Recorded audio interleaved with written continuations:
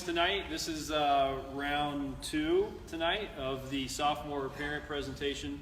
I'm Brian Sweeney. I'm one of the counselors here at the high school. I have students with the last names beginning CE through F, and this is my colleague, Chelsea Rose. Chelsea Rose. I have students' last names M through PN. So again, we want to thank you guys for spending some time with us tonight. Hopefully you'll find this informative and helpful. We know that you've been meeting with teachers and whatnot tonight, so hopefully that's been good for you as well. So some of the information that we're going to go over with you guys tonight is what we went over with sophomores a few weeks ago. So this year we started what's called extended A spells. So we have 11 A spells throughout the year that we are making a little bit longer so we can have some more time with students as far as the counseling staff. So that's afforded us the opportunity to meet with our students. So I get to meet with all of my sophomores, during the sophomore extended A spell. So we get to build those relationships and share some more information with them, get feedback from them. And so far it's been really successful. We've met with seniors, juniors, and sophomores, and then we'll be meeting with freshmen soon. So if we are not one of your counselor, we have some other great folks in our department. So if you're not sure who your counselor is, here's the list for you. Megan Brenner is actually helping us out tonight with our Facebook Live. So we are live right now on Facebook. This video will go onto our website as well. A through CD. We have Ann goes by Mrs. DK. She has G through I. Rose Mitchell is J through L. Mrs. Rose here. Bonnie Stevenson is the posse, she likes to call it, PO through SS. And Robin Wellscamp is ST through Z. So tonight we wanted to go over just some of the basic things that we've been talking about with sophomores so far. And that begins with kind of the academic piece. We're going to show you a transcript. We're going to talk a little bit about that and talk about some academic supports that are in place here at the high school. We have also had some conversations with sophomores about career development and also getting involved and what that looks like and some opportunities that they have here. And then what are some options after high school? We talk a lot about college throughout their time here at Sycamore, but because we are college prep, public high school, but we know that there's other options out there as well for students who maybe aren't thinking college. So we'll go over that and then talk a little bit about the PSAT and then do some questions at the end. So this is a transcript. This is kind of what our transcript looks like. I asked the sophomores in my meeting, I asked them to raise their hands and tell me who knows what this is. And about half my group raised their hand, so I'm glad that I went over it. So this is their academic record. It's on paper. From their freshman year through their senior year, they're going to see what their grades are. It's going to track their GPA and their credits. So we have 21.5 credit requirement here at Sycamore to graduate. And within that, we have 4 math, 4 English, 3 social studies, which is American history, world history, and government. We have 3 science, which is a life science, a physical science, and then a science elective. We have 2 PE classes. They're quarter credit apiece. We have a health class and a fine arts credit. And then there's going to be about 5.5 credits of electives that go with that as well. So we're trying to stress the importance to our sophomores of this is a critical time on your transcript in regards to your GPA and being able to kind of maybe turn the tide from freshman year if you didn't start off so well, or to continue that success that you've had so far. So with that, we know that there's a lot of homework, right? I'm sure you guys see that a lot at home and are having those conversations. Maybe it's not always super pleasant, figuring out what they have due and what's missing, what's coming up. So we do offer a lot of good supports here at the high school for students during the day and after school, which is maybe not always taken advantage of, but we stress to all of our students that there is support here available. The number one thing I would want to say is that if you have a question about one of your child's classes, teacher's the first person to go to. And I know you've had some conversations tonight with teachers. They're going to be your direct line for that class. Now, certainly if there's other questions that we can help with, reach out to the counselors. But there are supports that, one, just setting up a time to meet with the teacher for the after school, whether it's just a question about homework or something on that lesson that week. But if they need some more help than that, there is focus after school every day, Monday through Thursday. So each core subject has a teacher in the hub, which is our library. So students can go in there after school, they can meet with a teacher and get some assistance on one of those core subjects. Math in particular, we have help before and after school, Monday through Thursday. So in room 231A, we have math help at 6:45 in the morning, and then again right after school at 2:30. So it's kind of like free tutoring, and it's a really great resource. And sometimes it's nice, maybe because it's not that your student's teacher. Maybe it's a different teacher. So sometimes it could be a different way of hearing something, and maybe it will click then. But that's a great resource for students. Also, we have global language support. So we have a lot of students here that take a global language, whether it's Spanish, French, Chinese, and that can be difficult, especially once they get into that second or third year, and maybe they need some extra help. So they can meet with the global language teacher after school as well. Built within our schedule, we have the opportunity for students to take study halls, of course. Some students choose not to do that, and that's fine because they want to fill up their day with academics or electives and take some of the great classes that we have to offer here. But we do have the opportunity for students to be involved, especially freshmen and sophomores, in what's called Fast Track. Fast Track is a peer mentor study hall. So they get paired up with an upperclassman, and they meet with them every day, and they focus on organizational skills. They track everything that they're doing in their classes. They check their grades. They see what long-term assignments are coming up, so they can work with your student to kind of help them stay on track, help them get caught up. I think it's a great opportunity for students that maybe don't have real strong executive functioning skills and staying organized. They can kind of learn that from an older peer, which can be a unique experience. And they get to build that relationship with somebody who's older than them in the high school and have that connection. So on the flip side, we also have opportunity once your student becomes a junior to be one of those mentors in Fast Track. So if your son or daughter is a pretty strong student and feeling like they want to have a leadership role, that would be a great opportunity for them to do that. And when we meet with them in the spring to do scheduling, if they tell us they're interested in being a Fast Track mentor their junior year, then we will put that in their schedule. And that list of students will go to Mrs. LeBlanc, who's in charge of the Fast Track program. There's a one-day training during the summer that they would do to prepare for that mentorship. The last thing on here is the guided study hall. So guided study hall at the high school is a little different than what it is at the junior high. They have the same name. But our guided study halls are for students that are struggling in their classes. So if you have a D or an F, we're going to have that conversation with the student. And if they have a general study hall, we're probably going to pull them from that study hall and put them in a guided. And that's going to be with a teacher for a specific subject. So if they are struggling, like I said, with a D and F in that subject, we'll put them with a teacher that they will meet with every day until they get that grade back up. And then we can have the conversation of, do we want to maintain that or go back into a general study hall? So with the end of the quarter coming up next Friday, I know everybody's kind of in a rush to get all that missing work in, try to get those grades up before the end of the quarter. Just keep in mind that we have first quarter, second quarter, and the exam for that semester grade.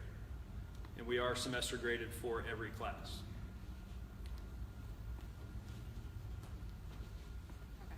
So the next thing we talk to sophomores mainly about is getting involved. So they've spent that 9th grade year maybe at Sycamore or a different school, just getting acclimated to that high school expectation of their academics and different things. So we really focus on that sophomore year, thinking about how are you going to get involved here at Sycamore, inside school, outside school, different extracurriculars. So the main thing that we focus on is quality, not quantity.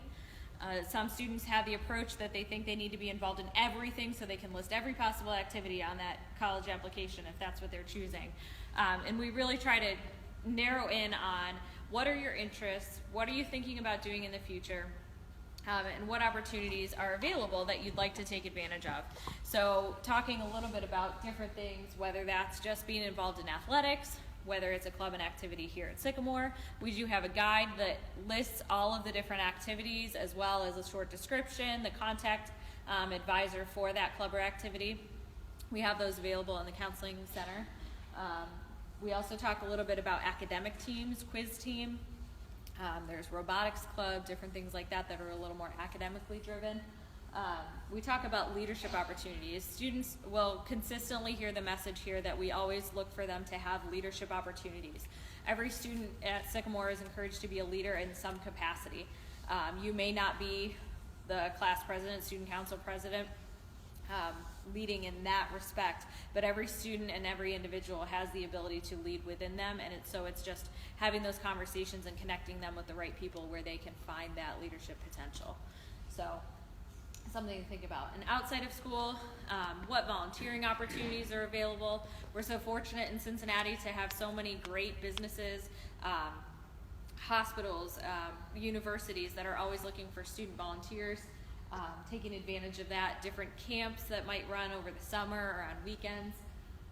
And then we also talk a little bit about what opportunities are available through either getting a job or finding an opportunity with a business in the local community that might be looking for students to do a job shadow.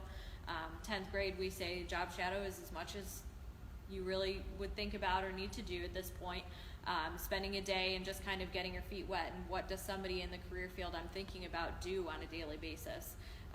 Just spending a couple hours in the morning or for an entire day, some students really get a sense and decide maybe that isn't something they want to do, so we have different conversations surrounding that. And then further on to the junior and senior year, thinking more about internships or summer opportunities. We have some internship opportunities that are a little bit more competitive and have an application process, and we'll announce those on a regular basis through our daily announcements, giving them out to students, or there might be opportunities that come through the counseling center that we'll email out to students that have more of a sophisticated application process. But we do always want to make sure that these opportunities are student driven. Our job really is to connect students with businesses that may have approached us, that they're interested in having students, but we do want that student ownership piece to be there because it is going to enhance their skills in working with potential bosses in the future, and just those communication skills, and there's a lot of really great experiences that they get exposed to through those opportunities. So the next piece we talk about a little bit, and we always focus so much on with our students, is balance. There are a lot of pressures out there externally, and here they seem to only hear the message that we want them to take the hardest classes, do the best, and anything less than that is not okay. But that's truly not the case. Every conversation that counselors have with their students is about balance. Balancing their academics, balancing with what they do outside of school, and then always making sure to take care of themselves. So really thinking about the whole student, making sure they're taking a challenging but workable case or academic load for them, keeping that piece in mind, not to be involved in every single activity that's open up to them, because we want them to still have the opportunity to watch a TV show every once in a while, to spend some time with mom and dad on the weekend and not just be working on projects or at different events surrounding what their activity is. So that whole balance piece is really important. We're really fortunate at Sycamore High School to have within our counseling department 2 counselors that run our student assistance office. That's Brenda Fisher and Mark Millette. They are available to students who might have just a really bad day and need somewhere to vent. So they are always available. If we're not available, then they are there to support them as well. They also run our student support groups. They run a group that's kind of taken off in the last couple of years that's called Mindfulness. Mindfulness is kind of this lifestyle approach that you might have heard in through various places. It's kind of taking off all over, but we had a couple students come to us and want to run a mindfulness group for students prior to AP testing, because those mindfulness approaches can be some guided meditation and different coping skills for handling the level of stress that they were experiencing. And so that was a student-led initiative that's kind of continued now in its 3rd year, and we run that during A spells on Wednesdays. So that's all run through our student assistance office and is student-led. So that's a really great opportunity for students to take advantage of, and something we offer here at Sycamore High School that's really unique. So again, a student leadership opportunity, taking initiative and running something such as simple as a mindfulness group. But that opportunity is available and kind of helps with that whole student and balance. Yeah, and just quickly, this list of things here is something that I think is really important as we're talking about balance with our students. This is a competitive school, and we understand that because we hold our students to a high standard, and I think the student body within itself, I think students are competitive with one another, and that's why we do preach this message about balance, because yes, we want you to be successful academically and socially and extracurricularly, but it's really important to take care of yourself. I love talking with my students. I love having them come and see me when they are struggling, because that's what I'm here for, to help them through that. These are some of the things, when I told my sophomores, don't be an overachiever, I got a couple of confused looks, because I think that's kind of contrary to maybe what they've heard in the past. I think overachieving is like, there's a balance there. There's a fine line of being successful and doing well, but then taking on too much. And if you're trying to be perfect at everything, that's not possible. And so just trying to kind of keep that in mind with our students and let them know that, we want them to do well, but we want them to be successful in their own right, and it doesn't need to be perfection.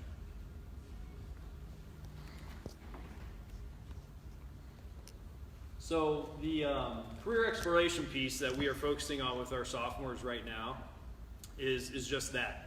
So when we get into junior year, we're talking more about college, but the sophomore year is a time where we want them to kind of seek out some interests of their own, kind of explore what are those interests, what could those possibly look like in the future after high school, having the opportunity to take some of the different electives that we offer and see if there's something there that catches them and catches fire, and see if they can run with an engineering class or one of our fashion classes.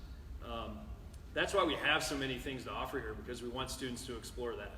So the career exploration piece, specifically for sophomores, involves some different tasks that we have given to our students through Naviance, and I'm going to let Mrs. Rose talk a little bit about that.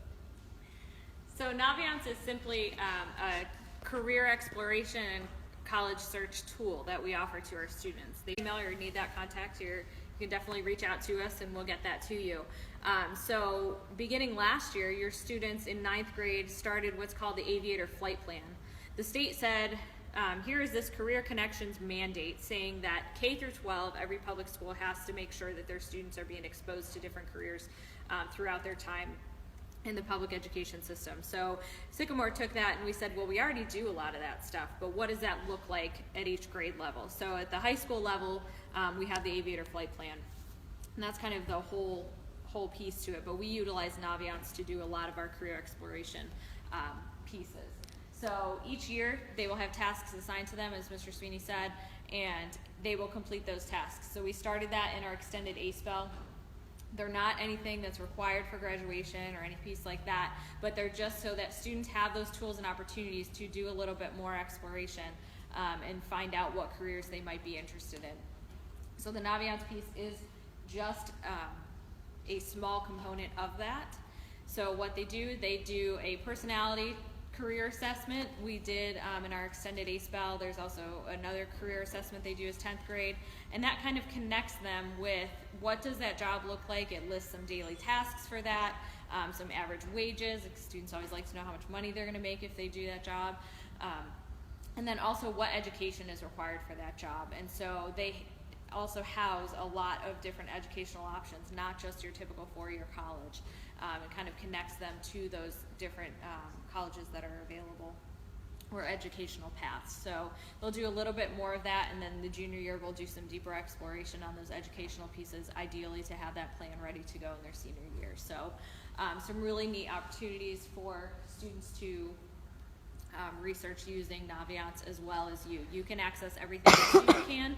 The only thing you just can't do the tasks for your student, which I think you appreciate. Also with the Naviance program and the flight plan, we do a little bit of identification of students who might be interested in taking opportunity of the Great Oaks. Right down the road we have Scarlet Oaks as one of the 4 campuses that they have. Each campus might specialize in a certain program, but we do offer the opportunity. So when we see your sophomores in our extended A-Spell in November, we'll talk a little bit more in depth about the Oaks with them. And then they can take advantage of a field trip opportunity that's in January. And they indicate 3 programs that they might be interested in. There's no commitment on their part other than participating in the field trip. They get to see those 3 programs, have lunch, and come back. So nothing committing them to participating in the Oaks. And it's total optional opportunity. So one thing that I want to mention about the Oaks is that I think there is a very strong misconception about the Oaks just being vocational school. The state has set their expectations a little bit higher, and a lot of those programs now all earn college credit. So I have a student currently who's a senior at the Great Oaks who's participating in their physical therapy program. She will come out with 25 college credits. She's applying to 4-year colleges in hopes to continue on into physical therapy school. So, and a lot of those similar stories that we have from our students at Sycamore. Also, another thing that I think turns students away is that they feel like they're going to completely detach from Sycamore schools if they participate in an Oaks program. And we have plenty of students who maintain a half-day schedule here at Sycamore. We provide transportation to and from the Oaks so that they can take their, accelerated AP if they wish courses here, or just their academics so that they can be in the same social setting environment with their friends. Then they take transportation over and just participate in their lab program over at the Oaks. So we work very closely with the counselors over at the Oaks. Also, we have a counselor from Sycamore High School who goes over and has monthly meetings with the students from Sycamore over there. Each high school sends a counselor, meets with them, talks about different things that are going on. They can take advantage of the same opportunities. We provide transportation again to come back to a pep rally or a different student event, so they can participate in everything fully. They still go to our homecoming, participate in our graduation, all of those sort of things. So a great opportunity for students. It is an application-based program. It does not have a cost for the family at all. It is purely as if they were participating in regular high school. So the application would then open probably in February, right after they do that field trip. There are about 25 spots per program, and the consortium is, probably 30 high schools. So they are competing with other students to get those spots in the programs. So just an opportunity that's going to be available, and you might hear your students talking about. And like I mentioned earlier, we do talk a lot about college, but there is other options available. And even within college itself, I think a lot of students are surprised when we get to that conversation. There's some different paths that are available as well. You don't have to be a 4.0 student with a great test score to go to college. There are 2 great 2-year schools that are available for students to get associate's degrees, or for even to go and take a couple of classes to see if that's something that maybe they are willing to commit to as far as a college education. We know high school isn't the favorite place for everybody, and sometimes students are turned off to continuing their education. But we are encouraging them to at least explore the options. We have UC Blue Ash right here in our backyard. We also have Sinclair Community College up in Mason. We have a lot of students that are doing College Credit Plus right now through those schools and are gaining college credit. And so after high school, it's not just college. It's not just that 4-year degree. We want all our students to know that. So we're really going to be, pushing this message out specifically to our sophomores, especially when they get to be part of the Great Oaks presentation, to potentially explore those options. We also have a lot of students that decide to enlist in the military, and we have military reps that come in and meet with students here. Mr. Millette is our liaison for that, and he does a great job at making sure that we have a good relationship with those different branches of the military, and while at the same time protecting our students, because they usually, once they get in that conversation, they really want to sign them up. We have students that get into the military schools as well, whether it's West Point or the Naval Academy, Air Force. We have several students at those schools. There's a different process through that, and that's something that if one of your students is interested in, we'll talk more about that in the junior year. Employment is always good, but if a student's going to come out of high school and go into the workforce, we want to make sure that it's substantial. We want to make sure that it's not just working at a pizza place. Not that there's anything wrong with an hourly job earning, minimum wage, but we want to make sure that our students have options. And so that's where that Great Oaks piece comes in. And if they decide not to do Great Oaks while they're in high school, they do have adult ed programs as well, but there's a cost to that. So one of the more popular things that we're seeing for students after high school as well is this gap year. And if you're not familiar with what the gap year is, it's basically a student taking a year off. So if they're going to do that, that needs to be a structured gap year if they still intend to go to college, because colleges are interested in that. They're seeing more and more students that are wanting to do that. You can apply to college and defer for a year. So if you're accepted somewhere, you can defer for 1 year, take a gap year, do a volunteer experience or some sort of travel abroad study experience. But those are something that you want to make sure there's structure around, so that when you decide, okay, I'm going to come back and go to college, that the college sees that you weren't just hanging out on the beach for a year or backpacking. So those are some different things that we want our students to know are available to them. It's not just college, but if that college is that track for them, we want them to know those different paths that are available. There is a lot of interest for our students to go to Ohio State, but Ohio State is more competitive than it's ever been before. The standards to get into Ohio State are much tougher.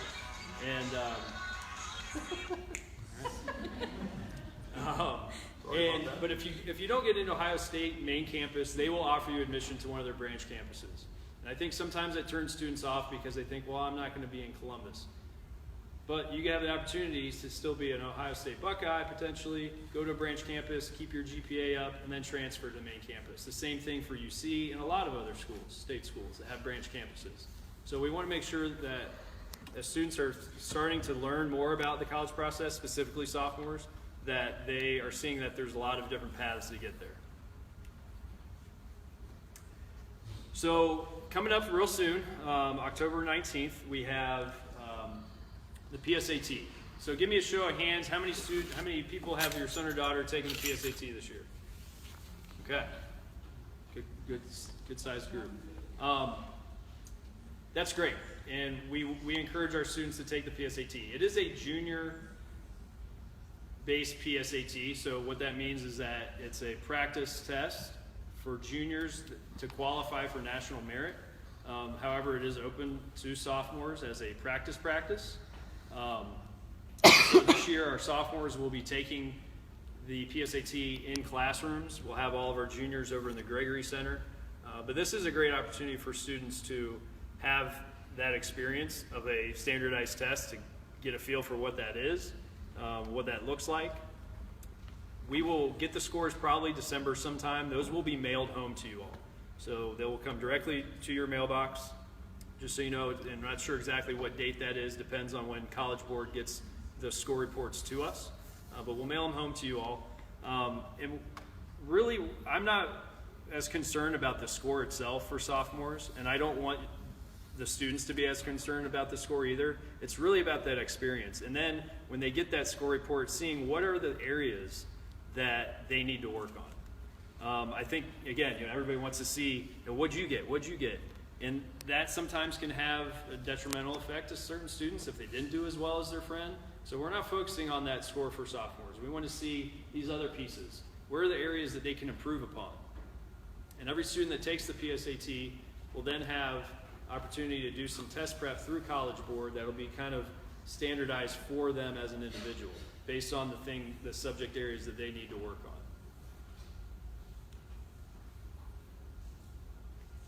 So this year, I hope you've experienced that our communication to you has gone through kind of a big overhaul. I would say we sent out a communication survey, and I will credit that all to Megan Brenner, who's sitting here. She spent a lot of time getting all of the feedback that you shared with us about how you want to be communicated with, what type of information you would like to receive, and streamlining that. And so hopefully you've, other than our miscommunication about this meeting, the first one that we offered, hopefully you feel like you are completely informed about different opportunities that are available to your student, what we're doing with your students from the counseling department, and different things that are offered. So these are all of the ways that we are communicating with you and your students. We are consistent with the information that is shared on each of those platforms, so we want it to be available multiple places and for you to utilize whichever one you are most comfortable with, and feel the least amount bombarded, because I think now with the different avenues of information, you can feel very overwhelmed, and so that's not our goal. We want you to use the tool that's the most comfortable for you. So it is all consistent on our Facebook, on our Twitter, and on the website. Every handout, every presentation, everything is all on our Sycamore High School Counseling website. So there will be a new tab that we're going to create called High School Planning, and that will have all of the information, this presentation, and different pieces just helpful for those parents who have maybe your 9th and 10th grade students, and some commonly asked questions that you have. So that is all available there.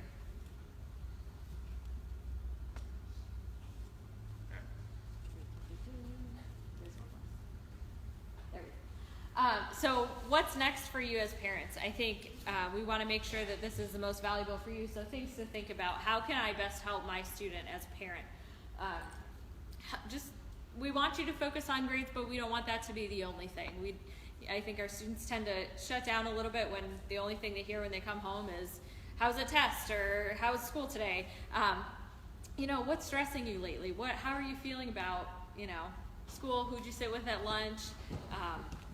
Different questions like that, I think, are really helpful. So focusing on the grades, but really encouraging them to just kind of do the best they can at all times. Encourage your student to get connected. Again, we focus a little more in that 10th grade year of just how to be more involved here at Sycamore. Talking about those different options after high school that we kind of laid out. We'll talk with them at our extended ACE in November about those different options after high school, and so they might be a little more inspired to have those conversations. Participate in summer internships. Again, feel free to ask your child to reach out to us about different opportunities that are available, but again, consider your child and what time frame they have. If it doesn't feel like they have the day to miss of school to take a job shadowing opportunity, probably not the best year to encourage them to do that. Maybe wait till the summer or something like that. And really, we just give them the contact information for a business, and then it's kind of student ownership from that point.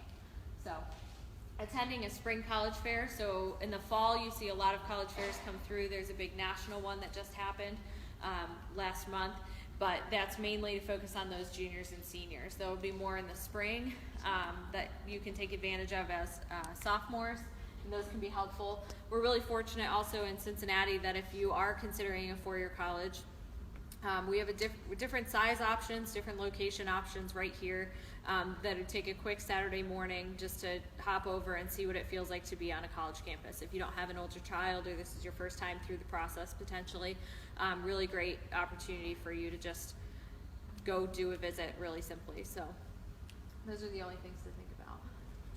So now we'll address any questions that we may have received. All right. So one of the questions, will the kids have to miss class for the PSAT? No. So all sophomores and juniors that are taking the PSAT, there will not be classes that day. It's actually a day for seniors to go and visit colleges. Then for any students that are not taking the PSAT, they will be here that day doing some different seminars. One's going to be on taking notes, Cornell Notes, a little seminar on that from Mrs. Nimskern. We're going to have a organization time management seminar, a college and career readiness seminar as well, that they'll be going over some of the things in Naviance in more detail. And then there's, I believe, a fourth one that I can't remember what it is. So that's kind of what that day looks like for our students here. So they won't be missing class, which is great. those seminars that are going to be going on that day. If your student is participating in the PSAT, we're also going to be videoing those seminars, and they'll be posted on that high school planning site as well. So your students won't totally miss out. Is study hall required for fast track? Yes. So if you're interested in fast track, it is a study hall in and of itself. So if a student needs to go into a fast track, if you need your student to get some more support, then yes, they should probably have a study hall in their schedule. We can sometimes work around that with if they have some electives, possibly in the next semester, that we could drop and fit in a fast track instead. But yes, a study hall would be required to have fast track. Same thing if they wanted to be a mentor. They would have that study hall bell that would be fast track in their schedule as a junior or senior. Is it too early to push for them to visit colleges? No, and like Chelsea just said, I think it's a good experience maybe in the second semester of a sophomore year to have that experience of being on a campus and seeing what it's like, taking the tour, just to have that initial experience, to see what it's all about, see what kind of questions are being asked for the reps that student reps that walk around on tours. I think that's a great opportunity for sophomores. And again, you've got UC, Xavier, Miami, Mount St. Joe, all in the area, so you don't have to go far to take a visit to at least have that first experience.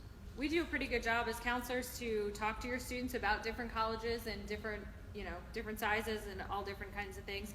But we can talk all day long until a student is physically on that campus. That's the only way they're going to know whether that college is a good fit for them or not. So the more campuses they can get on, the better. So by no means the sophomore year too early. And when will we get to know more about summer programs? So summer programs in particular, we get a lot of information sent to our department throughout the year. And so what we do is we have a sheet that is that we add to for student opportunities. It's called, I think, student opportunities. So we continually add to that. It is on our high school website, on the counseling website, and it is also, I believe, a link to it on the newsletter that we send out each month. So any opportunities that we learn of, we will push out to you guys through that. So just look on our website, look at our newsletter. That's where all the information will be. But those come out all year long. So as we get them, we'll push them out to you. Starting in December, also, it's going to be updated. There's also a link on Naviance that is what is it called? Student opportunities link. That shows all of the different programs that are nationally, so ones we may not get directly in our office. What we share out is only information that's sent to us directly. So there is in Naviance a student opportunities link that takes you to all of the programs nationwide. The last question was, how does Sycamore handle class ranking? Currently, Sycamore High School does not use class rank. We do not rank students. Students take accelerated honors courses, AP courses, accelerated and AP courses that have a weight. And so they do receive a weighted GPA, but we do not rank. Any other questions? Yeah. Are there electives that help with PSAT, No.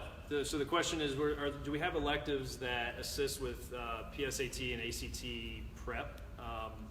We do not have something specifically for that. We are actually in the process, our administration is looking at something to create for that, but presently we don't have. But what we do have is a list that's on our website for some different test prep opportunities. That list is not, we don't advertise for one particular company or tutor, but there is a comprehensive list on there that are all reputable. Is this the only opportunity they'll have to take it? Will it happen again? The PSAT? Yeah. This is, PSAT is offered once a year, and that's nationwide. So they'll have the opportunity on the 19th to take that, and then again as a junior. Yeah. Is there anything we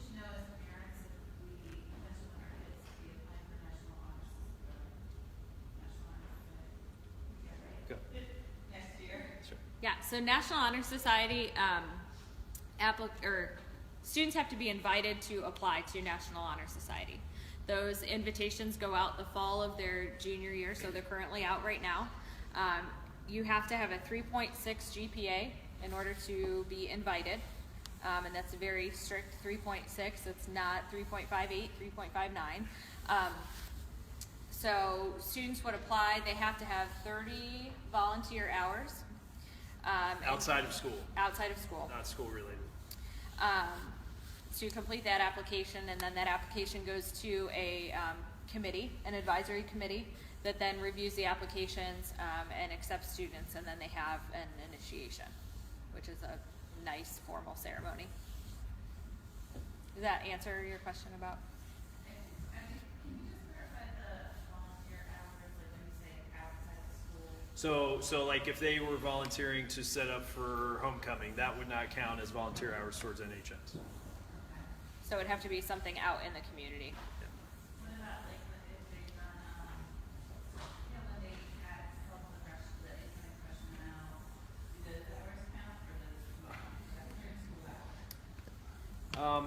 I'd have to clarify that with Mr. Hoffer, who's the advisor for NHS, and I can ask him. Yes. Is that 3.6 weighted or non-weighted? Weighted. Yeah. Going back to the class ranking, there's a lot of universities that use that scholarship program. So how does Sycamore, if they don't rank, what do they do to provide that information to a college or university? If students want to know their class rank, they can always contact their counselor directly, and we can share that with them if it's for a specific program. But it's not something we report to the colleges. So for admissions purposes and different considerations, they always take students' information in the context of the high school. So students cannot be penalized because their high school does not rank. But if there is a specific program or something, And they can get it. Yeah. yes. Specifically for scholarships, especially. Yeah. Any All right. other questions? Well, we want to thank you guys for spending some time with us. We know it's getting late, and I'm sure you guys have had a long day of working and everything. So if you have any other questions, please contact your counselor. We're happy to answer those for you, and you guys have a great night. Thank you.